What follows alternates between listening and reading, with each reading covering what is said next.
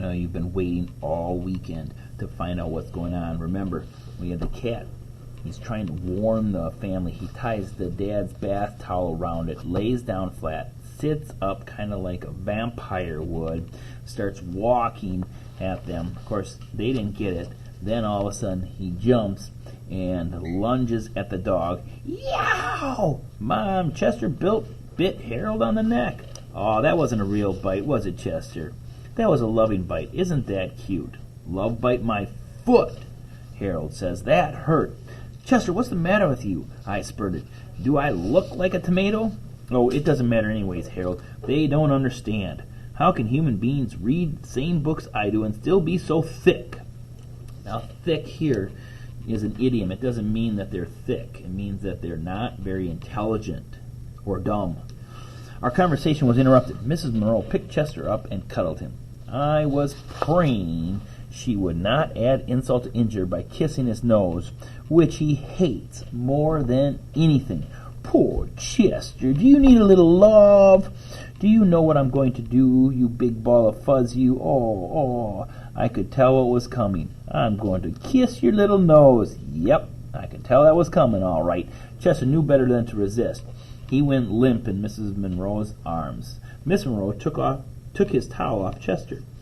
I still don't know why he was wearing my towel, he said. I think he must have been cold, dear. Here's your towel.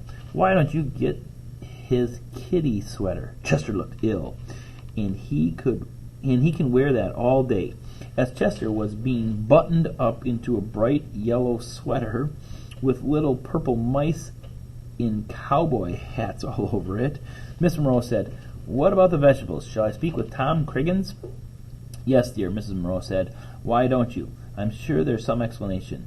In the meantime, I'll change markets. To tell you the truth, I'm really much more worried about Chester. We'd better keep an eye on him. Chester and I did not speak until late afternoon. I was busy nursing my neck, and Chester was busy hiding under the sofa, too embarrassed to be seen. When we did speak at last, it was a brief exchange. Hey, Chester, I called when he finally crawled from underneath. We don't have to worry about any vampire bunnies anymore. All you have to do is stand outside his cage in that sweater, and he'll laugh himself to death. Ha, ha, ha, ha. So the little kitty sweater he's wearing there is what Harold's making fun of him about. Chester was not amused. That's right. Make fun, all of you. No one understands. I tried to warn them, and they wouldn't heed. Now I'm going to take matters into my own hands. Whereupon Chester, with his 16 purple mice, went into the kitchen for dinner. That's where we'll stop today, Chapter 6, the next time that we read.